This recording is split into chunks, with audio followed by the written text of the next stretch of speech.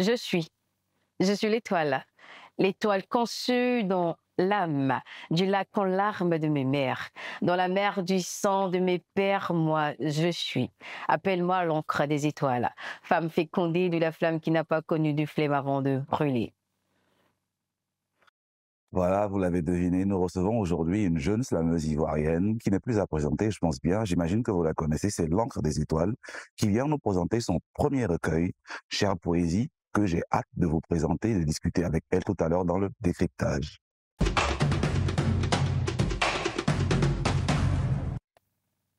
L'encre des étoiles, bienvenue à Entre les lignes. Merci. Vous publiez ce recueil, Chère Poésie, premier recueil.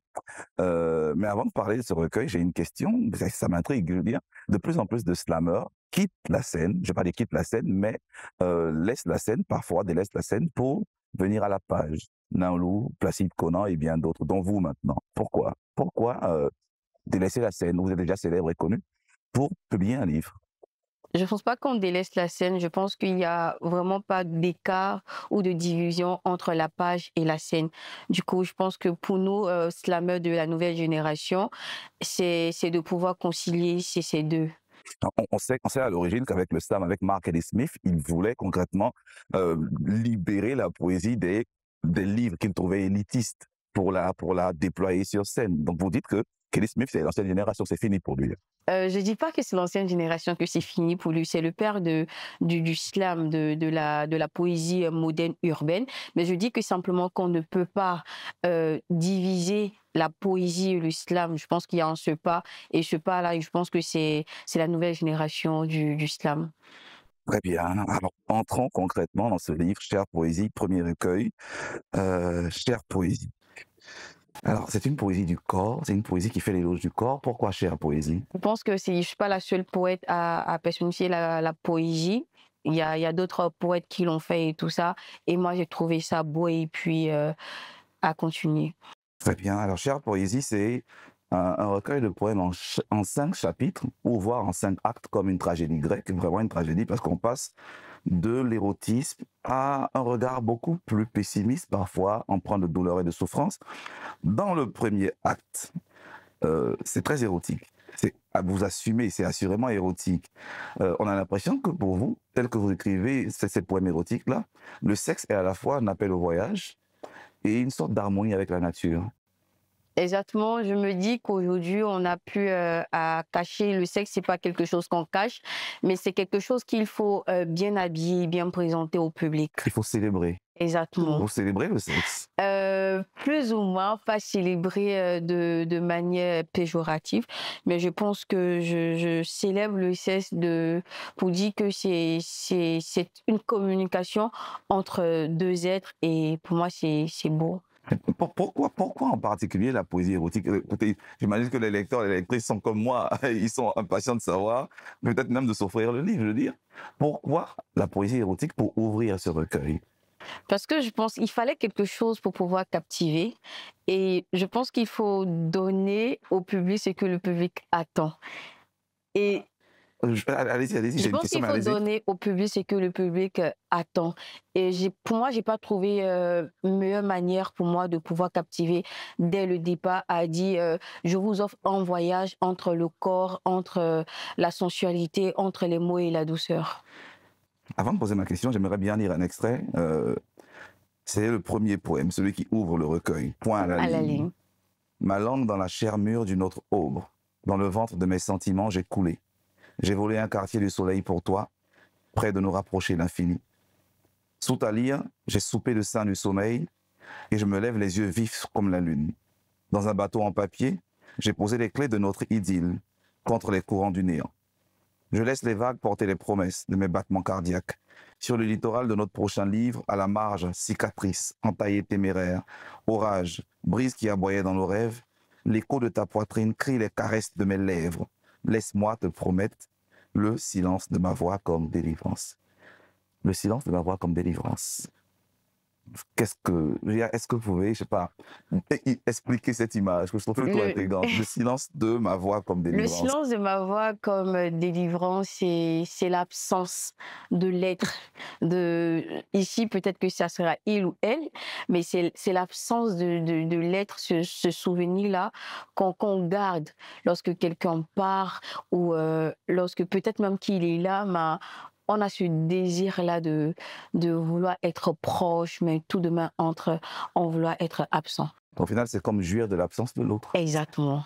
Alors, vous avez dit à l'instant, vous ne savez pas si c'est il ou elle, et c'est bien ça, je vois que la particularité de ce premier chapitre, c'est qu'on ne sait pas à quel moment, si vous incarnez le corps d'un homme ou si vous incarnez le corps d'une femme. Par exemple, dans le deuxième poème, vous dites « Et tu es la seule à vêtir le monde de ton luxuriant sourire ». Et là, c'est un homme qui parle. Oui. Alors, votre désir à vous, c'est d'habiter le corps des hommes pour imaginer la puissance ou je sais pas quoi, l'étrangeté de leur désir. Non, c'est pas d'habiter le corps de l'homme. Je me suis dit qu'il fallait que dans mon livre, il fallait que souvent je prenne le genre, que ça soit M ou ça soit F, pour pouvoir dire plus ou moins le désir de chaque genre. Du coup, le long du poème, vous allez voir plutôt qu'il y a souvent elle, il y a souvent il qui parle. Je voulais que ce soit une conversation, une narration entre deux êtres, en deux sexes. Une narration de deux ex, mais est-ce que vous pensez que le poète ou la poétesse a la capacité de s'incarner dans le corps de l'autre pour sentir ses émotions? Je pense que quand on écrit, on rentre dans une dimension qui, pour moi, qui n'est pas mortelle. Du coup, on a ce pouvoir-là de pouvoir prendre possession du il ou du elle. Très bien. Continuons notre voyage dans ce territoire érotique de la poésie ivoirienne que dessine pour nous l'encre des étoiles. Je vais lire le poème, juste les deux premiers versets de J'ose t'écrire. J'ose t'écrire, écrire chaque dune dans ton dos. Écrire, réécrire mon plus beau poème. J'ai dit au monde, je te préfère nu dans une dentelle rouge. J'ai dit au monde, je te préfère nu. Généralement, traditionnellement, en littérature, l'érotisme est de l'ordre du privé. Oui. C'est quelque chose qu'on a avec soi, qu'on garde entre quatre murs, comme l'expression le dit. Mais avec vous, j'ai dit au monde, je te préfère nu. L'érotisme s'écrit, il s'extériorise. Exactement, il est plus ouvert là, il est plus confiant. On a cet être-là qu'on a vraiment envie de dire au monde que j'ai trouvé l'appel rare ou j'ai trouvé l'homme idéal. Ça, c'est l'amour, c'est pas l'érotisme. Oui, mais pour moi, je pense que c'est ce désir de dire, c'est de dire au monde que j'ai trouvé ce truc-là qui est vraiment unique. Et le monde ne peut pour moi, le monde ne peut pas être les gens de dehors. Ça peut être mon univers à moi, mes personnalités à moi. Oh, c'est une stratégie facile. Non, mais sérieux, c'est se dire à mes personnalités, à moi que enfin j'ai trouvé, ou à toutes ces rencontres passées-là, que j'ai trouvé là la personne idéale Est-ce que pour c'est pas moi. une fuite en avant? Je pense que Non, c'est pas une dans ce fuite. cas, vous auriez dit, j'ai dit à mon monde, je te préfère nu. Oh, Vous dites, vous j'ai voulez? dit au monde. Oui, j'ai dit au monde que je te préfère. Le monde, c'est quel monde? Ah, bah, C'est c'est le monde, l'interrogation. oui. Oui, le monde, c'est pas le votre monde que vous voyez, c'est le monde que moi je vois. Et le monde que moi je vois peut être le monde de toutes mes rencontres Dans ce cas, dans à le mon passé. monde. Mais Non, j'ai dit au monde pour que déjà, vous le disiez au début, que votre ambition, c'est d'extérioriser, de vulgariser l'érotisme. Exactement. Mais je pense que ces deux versets-là expriment concrètement votre projet poétique. Oui, le projet politique, là, il est dit, il est déballé, et je dis au monde. Mais c'est quel des mondes, au fait? Ah ben la question qu'on vous pose. C'est mon monde, à moi. Au final, les écrivains ivoiriens ils disent une chose et son contraire finalement. Vous dites à l'instant, non, mon désir à moi, c'est d'extérioriser la poésie, l'érotisme. Et là, on vous dit maintenant, mais vous dites au monde. Oui, j'ai dit au monde, mais lequel des mondes que je dis? Ok, alors je reviens à une question de départ pour être sûr qu'on est tous sur la même ligne, Ok. longueur d'onde. Pourquoi la poésie érotique? Pourquoi la poésie érotique? Moi, je pense que c'est pas fait exprès, hein. C'est pas fait exprès dès le départ. Pour moi, c'était pas que j'ai pas écrit la poésie, voilà, comme vous l'avez dit. J'étais là, j'avais le désir de vouloir écrire la poésie parce que quand on était au lycée, les gens fuyaient la poésie. Ils aimaient pas la poésie. C'était la poésie pour eux qui était quelque chose de vieux. Et moi, je trouvais ça beau lorsqu'il y avait des commentaires composés. Et moi, je rencontrais la poésie. C'est là que moi, j'avais plus de points où j'exprimais plus mon être. Et je me suis dit, pourquoi j'allais pas écrire? Et à écouter les gens, je voyais que les gens, ils aimaient ça, au fait. Ils aimaient ça, mais c'est comment transcrire. Je me suis dit, OK, Donc, vas-y. au final, je comprends bien, c'est une stratégie de séduction. Oui, c'est une stratégie de séduction. Donc, vous écrivez de la poésie érotique pour attirer le plus de lecteurs. Exactement, surtout les jeunes. Est-ce qu'en le faisant, ce n'est pas également, je veux dire, prendre un terme, peut-être pas érotique, mais plutôt vulgaire, prostituer son écriture? Prostituer son écriture, comme vous avez dit, c'est vulgaire d'entrée de jeu. Du coup, je pense pas que ça sera prostitué ou genre truc. Je pense que c'est juste séduit. Je pense que c'est là le thème bien, séduit. Question, une parenthèse rapide avant de poursuivre. Est-ce que l'auteur, l'écrivain, doit adapter son écriture au lectorat ivoirien pour pouvoir l'attirer? Nous sommes à la quête de lecteurs et nous sommes aussi dans la promotion ou la vulgarisation du livre. Donc, je pense que pour le volet marketing ici aussi, l'écrivain doit adapter ses écritures au lecteur. Volet marketing, quête de lecteur. Je pense que la nouvelle génération d'écrivains, vous faites un peu peur. D'ailleurs. Vous remettez en question toute une longue histoire millénaire de la littérature qui s'est constituée comme champ de liberté de création, champ de liberté. Il y a que c'est au final le lecteur qui vient au livre aussi, qui essaie de se remettre en question, qui sort de sa zone de confort. Là, Exactement. vous nous dites que pour des raisons marketing, pour attirer le plus de lecteurs, on doit écrire comme tout le monde veut. Non, j'ai pas dit qu'on écrit comme tout le monde veut. Forcément, quand on écrit quelque chose, c'est parce qu'on a le ressenti. On a vraiment l'histoire à vouloir partager. Mais aujourd'hui, si on veut plus se vendre, parce c'est vrai qu'on écrit pour être immortel, éternel, mais il faudrait que l'écrivain aussi puisse avoir gain de sa production. Du coup, pour le volet marketing, il faut donner au lecteur ce qu'il veut, mais tout de même en gardant la qualité et l'originalité. Donner au lecteur ce qu'il veut. On reviendra sur cette question. D'ailleurs, il y a un lecteur qui nous attend, qui veut poser une question. C'est à l'instant lecteur. Je me nomme Marie-Nicole Quadio. Après avoir lu votre œuvre, j'aimerais savoir si la poésie est un genre érotique par essence. Je ne pense pas que par essence la poésie soit érotique. Je pense que la poésie, c'est un carrefour d'émotions, de sensations, de partage et c'est comme ça que moi je définirais la poésie.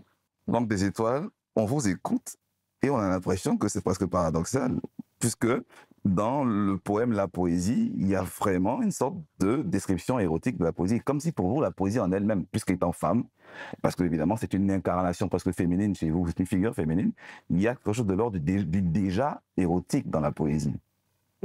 Je ne dirais pas le contraire. Vous m'avez posé la question, est-ce que la poésie par essence, elle était érotique? J'ai dit non, pas par essence.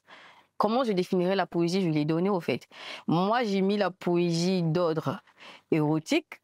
Ok, ça c'est moi, c'est l'encre des étoiles, c'est mon désir que j'ai voulu exprimer. Je lis un extrait. Hein. Ok. La poésie est patiente, femme qui aime intérieurement. La poésie est jour, qui rampe comme l'espoir, qui pousse dans vos regards. Est-ce qu'il n'y a pas là quelque chose d'une sorte de description érotique de la poésie? Est-ce que ça c'est érotique? Ah, Je mais dis il y a une je dis que érotique la qui est là. poésie Ah, est jour. La poésie, comme je l'ai dit, la poésie est partage. Et le jour, on partage, on part à la rencontre des gens. alors, dire que la poésie est femme, ça veut dire quoi? Pour moi, la poésie des femmes, d'abord, je n'ai pas dit de son genre, mais je pense que la poésie est une femme. Ça veut dire concrètement, parce que ça revient beaucoup. Hein. Oui. Et peut-être qu'on comprendra la question de l'érotique de la poésie. C'est quoi la poésie et femme? Qu'est-ce que vous entendez Pour par moi, là? la poésie femme, c'est la poésie qui est remplie d'émotions. C'est la poésie qui est amour. C'est la poésie qui est douce. C'est la poésie qui est vraie. Alors, l'homme n'est pas vrai, l'homme Je, n'est pas doux, je l'homme n'est pas dis, émotion. je dis pas par essence. On dit toujours que la femme est, comme on dit ça, est Hélène, n'est-ce pas? Ok, très bien. Donc, on poursuit cet échange. Je pense qu'on pourra revenir sur certaines questions. Alors, je disais à l'instant, il y a pas que chère poésie, faut pas s'y méprendre. Il n'y a pas que de l'érotisme, il y a également de la souffrance, il y a parfois du pessimisme, mais il y a surtout du féminisme. il y a un parti pris totalement féministe. Est-ce que vous êtes totalement d'accord de dire que dans ce texte, il y a un parti pris, il y a un positionnement féministe? Pour parler comme Chimamanda qui dit que lorsqu'on est femme, on est déjà féministe. Et pour moi, c'est continuer la lutte là de mes mères. Et j'écris à la page 82, inspirante pour les femmes d'hier et celles d'aujourd'hui et celles qui viendront dans le futur. Et tout le long du livre, vous pouvez voir que j'ai prêté ma voix ou ma plume à la femme pour s'affirmer, pour dire que son corps ou son être et ses désirs, voilà, ne sont pas faibles. Totalement vrai. Alors, vous êtes féministe, vous êtes poète féministe. Est-ce que c'est pas réducteur de dire que la poésie est femme finalement? Parce qu'en le faisant, vous réduisez la femme aux émotions, à l'amour, à la tendresse, puisque vous mettez un écart entre la femme et l'homme. Le féminisme, pareil. Et ça, c'est de dire l'homme et la femme, pareil. Je ne mets pas d'écart entre la femme et l'homme, jamais.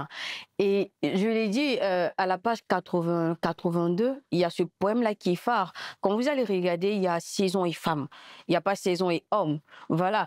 Et en aucun cas, ma plume vient dire que là, il y a un écart entre l'homme et la femme. Moi, de base, comment moi je définirais mon féminisme, je dirais que l'homme et la femme sont complémentaires. Oui, mais j'insiste sur la question en disant que la poésie est femme. Vous prêtez des caractères traditionnellement féminins. Le féminisme, c'est la femme n'est pas que ça, elle n'est pas que ça, elle n'est pas que ça, l'homme n'est pas que ça, on est tous pareils. Et culturellement, évidemment, il va y avoir des problèmes, évidemment. Mais en disant que la poésie est femme, peut-être bien que vous réduisez, que la dimension féminine devient à peu près problématique aussi. Non, je dis que la poésie est femme. Et comment je vais parler de l'homme, je vais dire c'est un poème. Donc la poésie est femme. La poésie est femme, le poème est l'homme. Donc le poème, il est en dessous de la poésie, c'est l'incarnation de la poésie. Ah oui, ils sont complémentaires, comme je l'ai dit. Donc la poésie est là, le poème est là, le poème donc est la là. femme est là, Non, et l'homme est là. non, mais si on parle, la femme qui donne la vie, la femme puis l'homme, on ne va pas rentrer dans ces débats-là. On n'est plus dans le féminisme, on est dans l'hégémonie de la femme. Non, on ne va pas rentrer dans ces débats-là. Ce qu'on va faire plus simplement, c'est rendre hommage à une figure féministe de la littérature africaine, tout à l'heure dans les grandes plumes.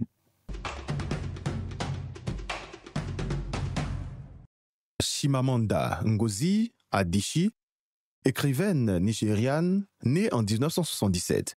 Elle est l'une des voix les plus influentes de la littérature contemporaine africaine. Adichie a étudié à l'université de Drexel et à l'université Johns Hopkins aux États-Unis. Son premier roman intitulé L'hibiscus pourpre, paru en 2003, explore les thèmes de la famille, de la foi et de la politique. L'autre moitié du soleil, paru en 2006, son deuxième roman traite de la guerre du Biafra et a remporté le prix Orange. Americana, paru en 2013, raconte l'histoire d'une jeune Nigériane qui émigre aux États-Unis et aborde les questions d'identité et de racisme. Elle est également l'auteure de l'essai « Nous sommes tous des féministes », paru en 2014, basé sur son discours TEDx qui a eu un impact mondial. Adichie est connue pour sa capacité à aborder des sujets complexes avec sensibilité et profondeur.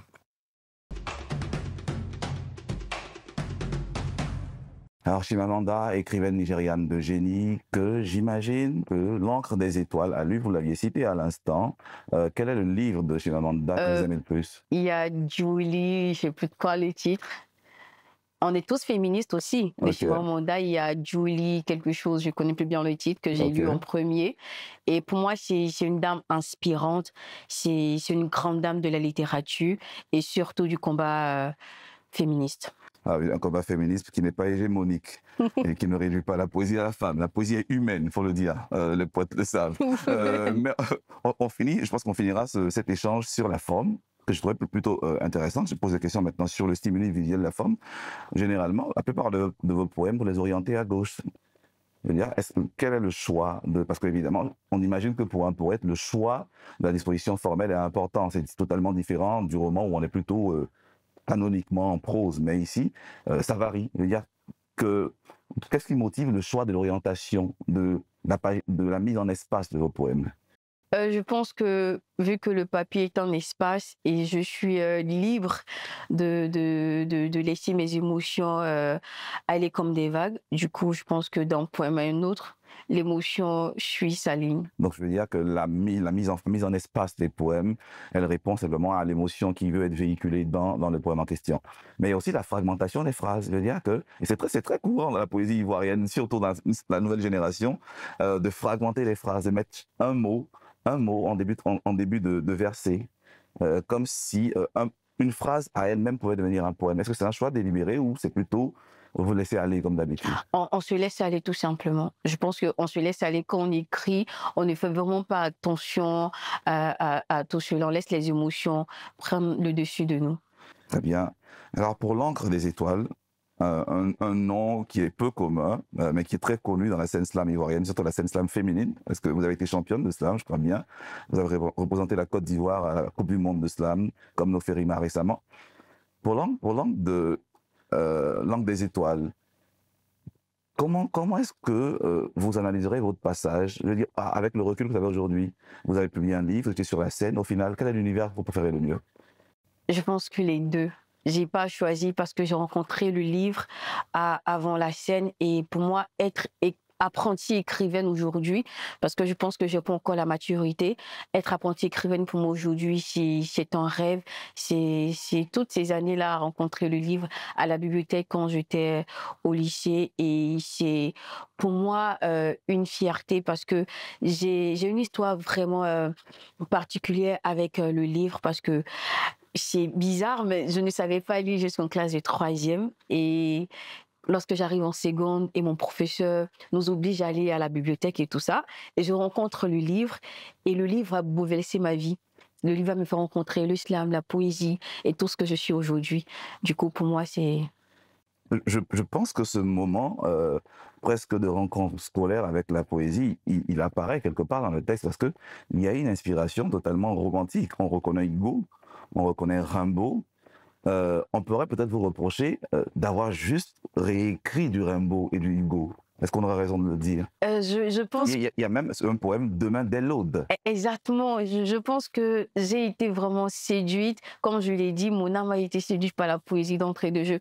Et Rimbaud, Victor, David Diop, Senghor, et tous ces poètes-là m'ont vraiment inspirée. J'ai commencé à aimer le livre par ces poètes-là. Donc il y a même Demain comme une ode. Oui, c'est Demain dès l'aube de Hugo. de Hugo que Donc vous réécrivez. oui, que j'ai vraiment aimé ce poème-là, donc je l'ai réécrit. Il y a Ramaka même de David Diop et ou Femme Poète, que je dis ça sur test et j'ai été inspirée. Pour moi, c'est un jour peut-être être comme eux. Est-ce qu'on ne peut pas vous reprocher de simplement répéter ce qu'ils ont fait?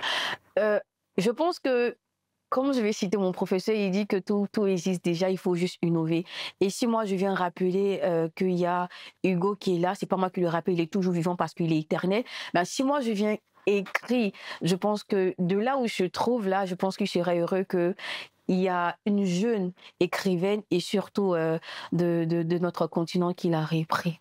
Ok, L'encre des étoiles. Merci. Une dernière question pour clore cet échange. Il était plutôt vivant, comme on l'aime entre les lignes. Que diriez-vous à ces personnes qui disent que le slam, c'est pas de la poésie? Le slam, c'est de la poésie de base. Le slam naît de la poésie. Et la poésie Et femme. est femme. Ok. Merci, L'encre des étoiles. On espère vous revoir pour le Merci. prochain, certainement. Ça a été un plaisir d'échanger Merci à avec vous vous. sur Chère Poésie. Merci à vous. La poésie est-elle homme? La poésie est-elle femme? Peut-être est-elle simplement humaine? Cela a été un plaisir de discuter avec L'encre des étoiles au sujet de Chère Poésie, son premier recueil de poèmes publié chez Saint Graal Éditions. J'espère qu'après cette émission, vous accourez vers toutes les librairies pour vous offrir ce livre. En attendant, je vous laisse avec le slam, mais n'oubliez pas, comme je le dis toujours, lire des livres, des livres.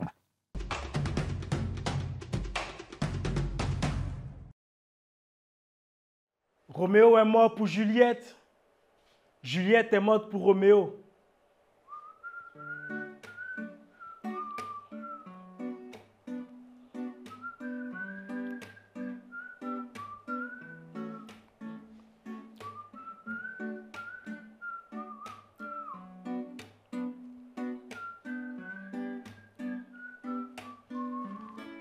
Leur amour est basé parfois sur un billet de 5 000 ou sur un t-shirt. Ils ne savent pas pourquoi ils s'aiment, mais tant qu'ils peuvent se réjouir, ce scotch. Papa peut être contre cet amour, mais ça n'engage que lui. Ce n'est pas avec Jean qu'il m'empêchera de voir lui. Alors ils braveront les interdits, garderont les interlignes, marcheront selon leur cœur, peu importe ce qu'ils subiront comme rancœur. C'est le même vent qui caresse, qui tue. Alors ils se battront jusqu'à atteindre leur but. Roméo et Juliette décident de ne plus aller à l'école. Alors ils se verront à l'espace Figaro, au stade BAE. Mourir pour leur idole est devenu pour un antique, mais c'est si con de mourir pour un homme politique. Roméo est mort pour Juliette. Juliette est morte pour Roméo.